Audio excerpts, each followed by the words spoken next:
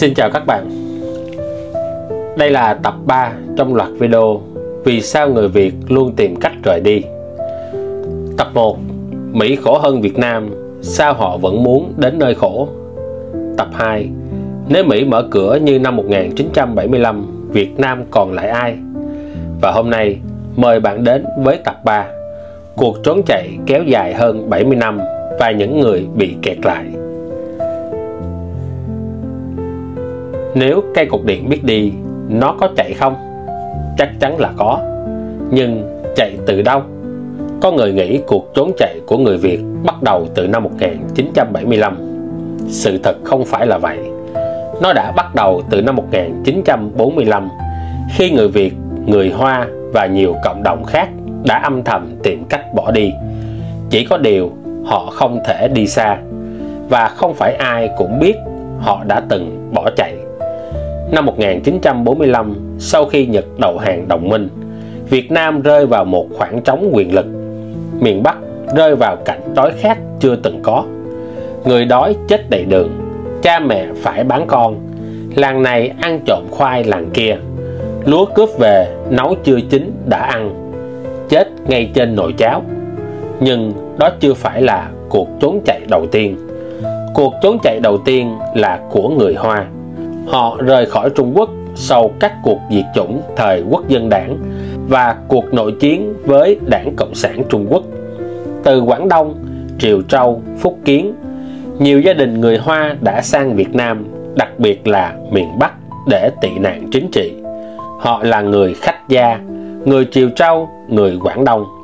Một số định cư tại Hải Phòng, Nam Định, Hà Nội. Một số khác vào tận miền Trung. Lúc đó, Việt Nam là vùng đất để sống, còn Trung Quốc là nơi để chạy trốn. Nhưng vài năm sau, trớ trêu thay, chính những người Việt lại bắt đầu cuộc trốn chạy của mình. Từ năm 1949, khi Đảng Cộng sản Trung Quốc nắm toàn quyền, mô hình cải cách ruộng đất được mang vào miền Bắc. Năm 1953 đến năm 1956, cuộc cải cách ruộng đất diễn ra trên diện rộng. Chính quyền tổ chức đấu tố, nông dân đấu cha mẹ, vợ đấu chồng, con tố cha, bạn thân đấu bạn thân. Những người bị gọi là địa chủ bị trói, bị đánh, bị giết ngay giữa sân đình. Có những người chỉ vì nuôi một con trâu nhiều hơn hàng xóm cũng bị quy là bóc lột. Có người chỉ vì giữ lại vài hạt lúa bị đấu tố là gian thương. Có cả người từng nuôi cách mạng cũng bị xử bắn trước dân làng. Không có luật, không có tòa án, không có cơ hội giải thích. Chỉ có một lựa chọn: cúi đầu hoặc bỏ trốn. Nhiều người dân miền Bắc âm thầm trốn vào Nam. Họ lẻn qua rừng, qua núi, tìm đường đi bộ đến vùng còn do Pháp kiểm soát. Có người trốn vì bị gán là địa chủ. Có người trốn vì không chịu nổi cảnh con cái phải học tố cha. Có người trốn vì nghe nói trong Nam vẫn còn tự do buôn bán. Nhưng tất cả họ đều trốn vì sợ. Sợ sự vô định, sợ bị đánh dấu, sợ bị lôi ra giữa sân đình rồi chết mà không biết mình chết vì tội gì. Có người mang cả gia đình đi. Có người phải bỏ lại vợ con. Có người đi trước, hẹn gặp lại nhau sau vài năm, nhưng không ai biết là sẽ vĩnh viễn không gặp lại.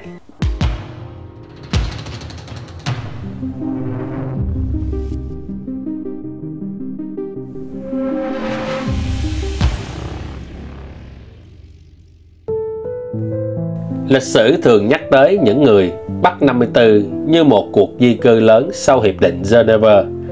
Nhưng rất ít người biết rằng trước khi có hiệp định nào được ký kết, trước khi tàu há mồm đưa người vào Nam, đã có biết bao người rời khỏi quê hương mình trong lặng lẽ. Chỉ là một người đàn ông gánh theo đứa con trên vai, một người phụ nữ lặng lẽ đi bộ suốt đêm vì sợ bị phát hiện, một đứa bé bị bỏ lại vì cha mẹ phải chọn giữa sống và chết. Họ không đi vì lý tưởng, họ không đi vì Mỹ hay Pháp. Họ đi vì trong làng đã có người bị lôi ra đánh chết. Họ đi vì nhà kế bên đã bị tịch thu đất ruộng, và sáng mai có thể đến lượt họ. Một người đàn ông từng kể: tôi là con nông dân, không giàu gì, nhưng một hôm cán bộ về làng nói cha tôi là địa chủ, vì ông từng cho người ta mượn thóc không lấy lãi. Họ bảo không lấy lãi là mua chuộc, lấy lãi là bóc lột, tức là kiểu gì cũng phạm tội. Đêm đó cha tôi bảo mẹ gói đồ và chúng tôi rời khỏi làng. Lúc đó tôi mới 12 tuổi. Tôi không hiểu gì cả, chỉ biết cha tôi khóc, còn mẹ tôi suốt dọc đường không nói một lời. Và từ đó họ không bao giờ trở lại quê nhà.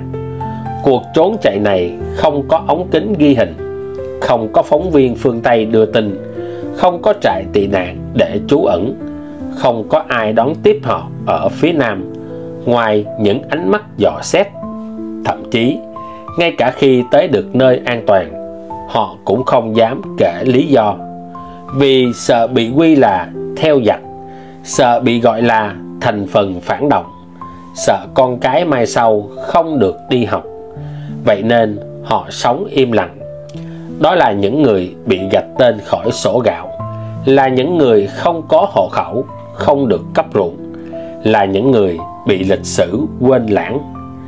Và cũng chính vì vậy, sau này khi người ta nhắc tới người Bắc 54 thì người ta chỉ nghĩ đến chuyến đi sau Hiệp định Geneva, nhưng không biết rằng trước cả năm 1954 đã có hàng chục ngàn người trốn đi như vậy, không theo kế hoạch, không được tổ chức, không có gì ngoài sự tuyệt vọng. Và họ không trốn đi một lần, họ trốn suốt đời, trốn khỏi quê nhà, rồi trốn khỏi định kiến, trốn khỏi cái nhìn nghi ngờ, và trốn khỏi chính ký ức của mình để sống tiếp. Cuộc di cư năm 1954 không đơn thuần là di dân, nó là cuộc trốn chạy lớn nhất trong lịch sử hiện đại Việt Nam. Chỉ trong vòng chưa tới một năm, hơn 800.000 người từ miền Bắc đã rời khỏi quê hương, lũ lượt vào Nam. Con số thực sự có thể lên tới cả hơn 1 triệu, vì rất nhiều người đi lén, không đăng ký, không ai thống kê. Vì sao họ đi? Nhiều người trẻ hiện nay không được học trong sách giáo khoa. Nhiều người trung niên vẫn không rõ vì sao lại có cuộc trốn chạy đó. Và có người hỏi ngược lại: năm 1954 chưa có đấu tố mà, sao lại nói người ta sợ quá phải bỏ chạy?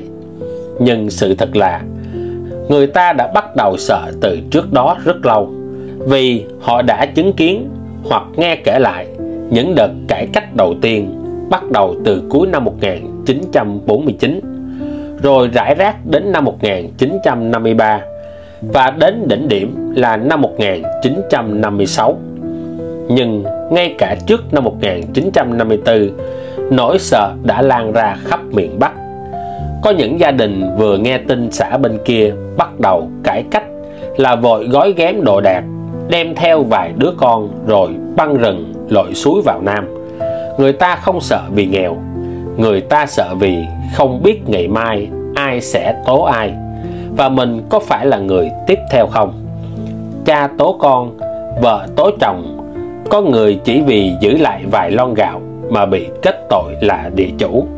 Người Công giáo cũng lo sợ, vì các làng đạo bắt đầu bị quản lý chặt chẽ, linh mục bị theo dõi, nhiều nhà thờ bị phá. Họ sợ rằng đức tin không còn chỗ đứng, và thế là họ đi theo lời kêu gọi tự do tôn giáo vào Nam để giữ đạo. Đi vì không tin rằng mình và con cái còn có một tương lai ở lại miền Bắc. Đi vì một câu rất thực truyền miệng với nhau lúc đó: chúng ta không trốn đi thì cái chết sẽ đến. Không ai đi với niềm vui, họ để lại quê cha đất tổ. Có người bị ngăn lại, bị bắt giữa đường, có người trốn thoát, nhưng không bao giờ quay đầu. Trong suốt bao nhiêu năm đó, những người Bắc 54 sống trong tâm trí đau đáu. Một ngày nào đó, nếu đất nước thay đổi, họ sẽ trở về. Nhưng nhiều người đã chết già trên đất miền Nam, mà chưa từng đặt chân lại quê cũ. Có một câu nói từng được truyền tai nhau trong những năm sau năm 1975: nếu cây cột điện ở Sài Gòn mà biết đi, chắc nó cũng đã vượt biển. Nghe có vẻ là một câu đùa cay đắng, nhưng người nói câu nói đó lại không hề cười, vì họ là người ở lại và họ đã chứng kiến từng người, từng nhà lặng lẽ ra đi.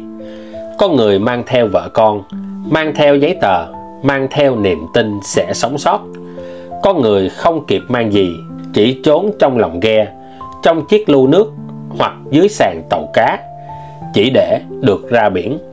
Không ai biết có sống sót hay không, chỉ biết ở lại không còn gì để giữ. Người dân miền Nam sau 30 tháng 4 được nghe rất nhiều khẩu hiệu. Nào là thống nhất đất nước, độc lập, tự do, hạnh phúc. Nhưng chưa kịp hiểu thế nào là độc lập thì họ đã bị đánh dấu, bị học tập cải tạo, bị tịch thu tài sản, bị đưa đi vùng kinh tế mới, bị phân biệt lý lịch.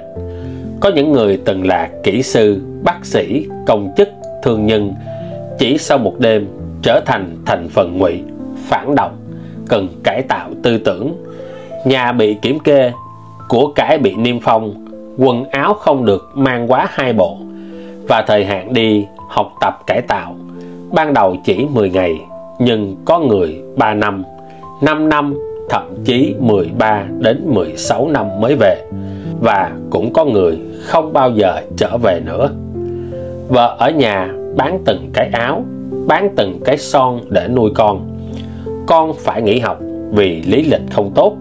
Mỗi ngày trôi qua là một sự tuyệt vọng dài hơn ngày hôm trước. Họ không còn tin vào điều gì nữa. Một miền Nam từng trù phú, giờ không còn chợ tự do, không còn ngân hàng tư nhân, không có quyền lựa chọn. Tất cả đổi thành tem phiếu, phân phối, đăng ký hộ khẩu. Thậm chí muốn mua xe đạp cũng phải có người giới thiệu từ nơi công tác.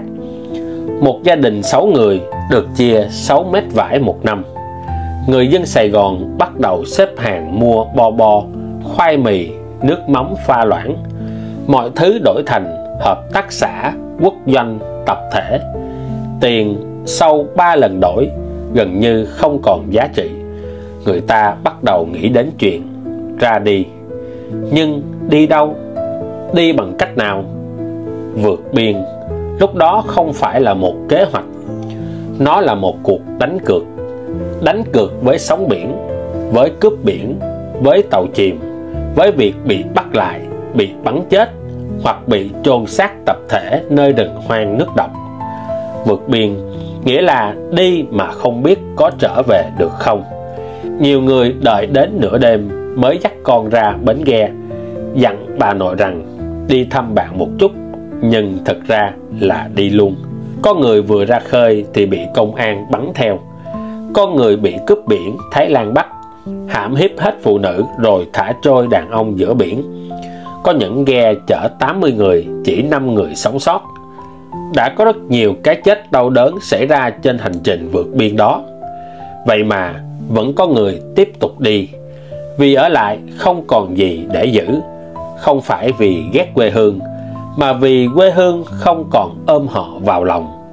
Có người đi lần 1 không được, bị bắt đi tù. Ra tù vẫn đi lần 2. Có người đi lần 3, lần 4, đến khi chết hoặc thành công. Người ta gọi họ là thuyền nhân. Từ thuyền nhân trước năm 1975 không hề có trong tiếng Việt, nhưng sau đó nó trở thành một biểu tượng quốc tế. Liên Hiệp Quốc phải mở ra các trại tị nạn ở Thái Lan, Mã Lai, Hồng Kông, Phi Luật Tân. Các tổ chức nhân đạo quốc tế phải vào cuộc. Họ chứng kiến rất nhiều thuyền nhân thảm khốc, và sau đó có người bị sốt rét chết trong trại, có người bị suy dinh dưỡng. Nỗi đau không chỉ có trên ghe mà còn kéo dài đến tận đất liền. Và điều đau lòng nhất là những người ở lại không ai dám khóc công khai. Có bà mẹ mất con trên biển, có người mất vợ, mất chồng nhưng không được khai báo. Vì vượt biên là phản quốc, là bỏ tổ quốc để chạy theo tư bản. Có những xác người trôi dạt vào bờ biển Vũng Tàu, Rạch Giá, Cà Mau, nhưng không ai dám nhận, không ai dám chôn, chỉ âm thầm đào hố lấp vội trong đêm. Không ai đếm hết bao nhiêu người đã chết trên biển, và cũng không ai dám công nhận vì sao họ phải bỏ đi. Đến cuối thập niên 1980, thế giới bắt đầu đóng cửa các trại tị nạn. Số lượng người Việt vượt biên giảm dần, nhưng một vết thương âm ỉ vẫn còn nguyên trong lòng rất nhiều gia đình. Có người ra đi rồi không bao giờ gửi thư. Có người sống sót nhưng không dám kể cho ai nghe chuyện đã xảy ra. Có người mang cả nỗi hối hận vì đã rủ vợ con đi theo, nhưng chỉ một mình sống sót. Và cũng từ đó đã hình thành một cộng đồng người Việt hải ngoại. Họ không rời đi vì kinh tế, họ không phải khách du lịch, họ là người chạy trốn để được sống. Họ mang theo nỗi đau, mang theo ký ức, mang theo một miền Nam đã mất. Họ sống lặng lẽ ở phương Tây, nhưng mỗi khi nhắm mắt, những ký ức đau thương lại lặng lẽ trỗi về. Đó là lý do vì sao nhiều người Việt hải ngoại không thể quên. Không phải vì họ hận thù, vì họ đã mất quá nhiều đến mức không thể nào quên được nữa. Và khi đất nước bước vào thời kỳ đổi mới, khi chiến tranh đã kết thúc từ lâu, khi nền kinh tế bắt đầu mở cửa và các thành phố sáng đèn vào ban đêm, người Việt vẫn tiếp tục tìm cách để đi. Không phải đi để thoát chết như thời truyền nhân, mà là đi để sống đúng nghĩa như một con người. Lúc này, người ta không còn vượt biên bằng ghe, mà đi bằng visa du học, du lịch, lao động thời vụ, xuất khẩu lao động. Nhưng dù đi bằng con đường nào, thì câu hỏi trong đầu họ vẫn giống nhau. Liệu mình có thể ở lại không? Có những sinh viên sang Úc, Mỹ, Canada để học, nhưng khi học xong lại cố tìm mọi cách để xin ở lại. Vì họ biết nếu quay về sẽ phải bắt đầu lại từ đầu, trong một hệ thống không minh bạch, một xã hội mà mối quan hệ vẫn quan trọng hơn là năng lực. Cũng có người sang lao động tại Nhật, Hàn, Đài Loan, làm trong nhà máy, làm việc tay chân, sống chật vật trong ký túc xá. Nhưng họ vẫn thấy an tâm hơn, vì ít nhất công sức bỏ ra được trả lương xứng đáng, ít bị lừa gạt, ít bị cắt phúc lợi chỉ vì không quen ai. Và có những người đã thành đạt ở Việt Nam, có tiền, có nhà, có danh tiếng, nhưng vẫn âm thầm chuẩn bị hồ sơ, tìm cách đầu tư, tìm đường cho con đi học nước ngoài trước, rồi cả nhà lần lượt đi sau. Không phải vì ghét đất nước, mà vì không tin rằng nơi này có thể bảo vệ con cái của họ. Niềm tin đó là thứ đã cạn, không cạn một lần, mà cạn dần, từng chút, qua từng sự việc, từng trải nghiệm. Một vụ án oan 10 năm rồi tuyên xin lỗi. Một người dân đứng nhìn nhà mình bị cưỡng chế mà không ai đứng ra bảo vệ. Một giáo viên tố tiêu cực bị đuổi việc. Một bác sĩ từ chối nhận phong bì bị cô lập. Một đứa trẻ giỏi rớt đại học vì không có hộ khẩu đúng nơi. Một doanh nhân thành đạt phá sản chỉ vì không bôi trơn đúng người. Mỗi một sự việc làm người ta mất thêm một chút hy vọng, đến lúc không còn gì để tin nữa. Và đó là lúc họ bắt đầu nghĩ đến việc ra đi. Không ồn ào, không rầm rộ, chỉ là một ngày đẹp trời, căn nhà treo bảng bán, tài khoản ngân hàng chuyển sạch và một tấm hình đăng trên Facebook từ nơi xa lạ. Chúng tôi đã đến nơi an toàn. Có người không báo ai, có người nói đi du lịch rồi không về nữa, có người giữ quốc tịch Việt, có người thôi hẳn. Nhưng điểm chung là họ không còn muốn quay lại để bắt đầu lại lần nữa. Ở bên kia, có thể họ phải làm lại từ đầu, làm việc tay chân, học lại ngôn ngữ, sống trong khu bình dân. Nhưng ít ra họ không phải nhìn con mình học thuộc lòng những điều không thật, không phải lo một ngày nào đó mình bị lên báo vì phát ngôn nhạy cảm, không phải sống trong cảnh nịnh trên chà dưới, không phải giả vờ ngây thơ để được yên phận. Và khi có người hỏi sao nước mình hòa bình, kinh tế đang lên mà vẫn muốn đi, họ không biết trả lời sao cho đúng. Bởi vì ai từng trải qua cảm giác bị làm nhục, bị bóp nghẹt, bị nghi ngờ, bị lừa dối, bị bào mòn lòng tin thì sẽ không hiểu. Không phải ai cũng nghèo mới đi, không phải ai cũng giàu mới ở. Chỉ có một điều chung là khi bạn không còn cảm thấy quê hương là nơi có thể bảo vệ bạn, thì dù có ở đâu, bạn cũng chỉ đang tìm đường trốn thoát. Và đó là sự thật. Một sự thật không ai muốn nhắc. Một xã hội hòa bình nhưng người dân vẫn tìm cách trốn đi. Một đất nước không còn chiến tranh nhưng chưa bao giờ yên ổn trong lòng người. Có bao giờ bạn tự hỏi tại sao suốt hơn 70 năm qua, từ thời cải cách ruộng đất qua thuyền nhân tới thời nay, người Việt vẫn trốn đi? Trốn trong hòa bình, trốn cả khi không ai rượt đuổi, trốn khỏi một nơi được gọi là quê hương. Không thể chỉ đổ cho chính sách, không thể chỉ trách nghèo đói, vì đã qua rồi cái thời đói cơm thiếu áo, đã qua rồi thời không có điện, không có trường. Bây giờ nhiều người ra đi không vì thiếu ăn, mà vì thiếu niềm tin. Một người nước ngoài có thể nghèo, nhưng họ tin vào luật pháp, tin rằng nếu bị oan sẽ có nơi để gõ cửa, tin rằng nếu nỗ lực sẽ có cơ hội. Nhưng người Việt từ bé đã học cách sợ. Sợ thầy cô, sợ công an, sợ hồ sơ bị đánh dấu, sợ nói sai là bị để ý. Chúng ta lớn lên không phải để sống tự do, mà để học cách biết điều, không hỏi quá nhiều, không phản kháng quá lớn, không nổi bật quá mức. Và khi sống trong xã hội như vậy quá lâu, chúng ta không còn tin vào bất kỳ hệ thống nào. Tư duy ra đi mới có cơ hội là một sản phẩm đặc trưng của một xã hội mất lòng tin.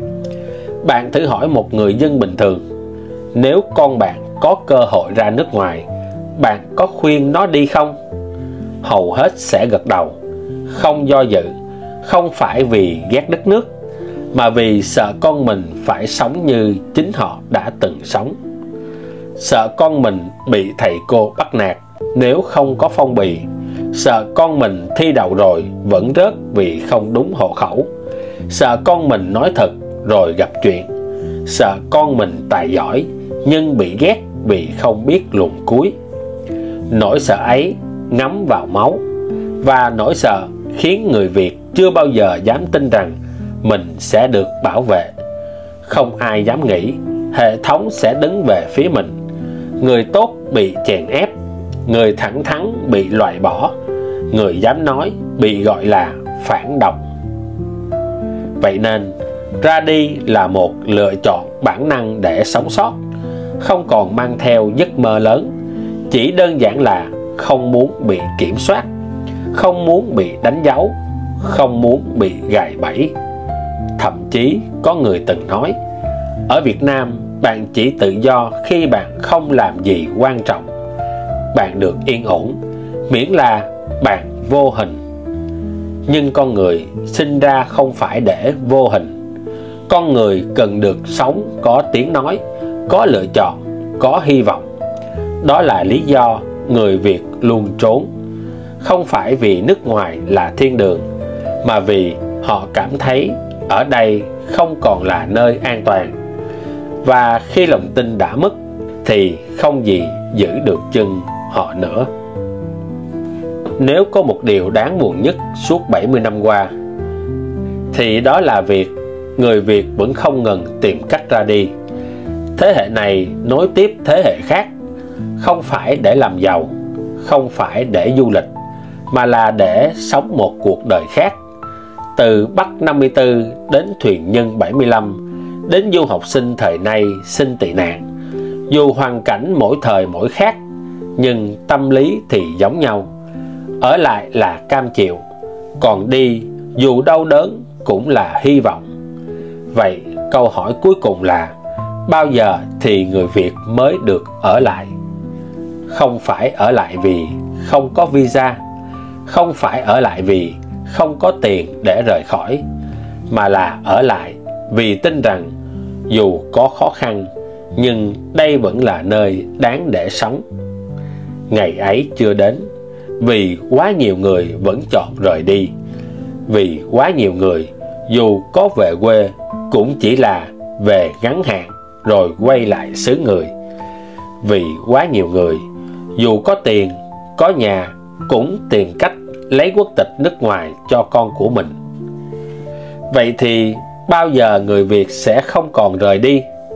Khi chúng ta không còn sợ chính đồng bào của mình, khi đi làm không còn sợ bị gài, khi thành công không sợ bị ganh ghét, khi thất bại không bị khinh bỉ, khi đi học không cần quà cáp để thầy cô dạy tốt, khi đến bệnh viện không cần phong bì để được chăm sóc đúng mức, khi pháp luật là để bảo vệ chứ không phải để đe dọa, khi quyền công dân là thực quyền chứ không phải giấy tờ, khi sự thật không phải thứ bị chôn giấu, khi con người được sống thẳng, sống thật mà không bị trừng phạt, chỉ khi đó người Việt mới có thể ở lại. Vì quê hương không còn là nơi để trốn, mà là nơi để trở về. Có người từng hỏi, tại sao anh lại trích lời của một người như Tô Lâm? Mình chỉ nói nhẹ nhàng thế này, vì giữa muôn vàn tuyên bố, có những câu mình mong là thật, không phải vì mình tin người nói, mà vì mình tin nếu câu nói ấy trở thành sự thật, thì biết đâu người Việt sẽ không còn phải trốn nữa. Chúng ta không thể viết lại lịch sử, nhưng chúng ta có thể hoạch định lại tương lai. Quá khứ là để ghi nhớ, để tri ân và để rút ra bài học. Cảm ơn các bạn đã đồng hành đến phút cuối. Và nếu bạn thấy câu chuyện này đáng để lan tỏa, xin hãy chia sẻ cho những người bạn thương mến. Kênh này nói những điều khó nói, nhưng sẽ nói bằng tất cả sự thật. Mình không nói ra để ai tổn thương. Mình chỉ tin rằng nếu có điều gì đang sai, thì im lặng mới là điều đáng sợ nhất.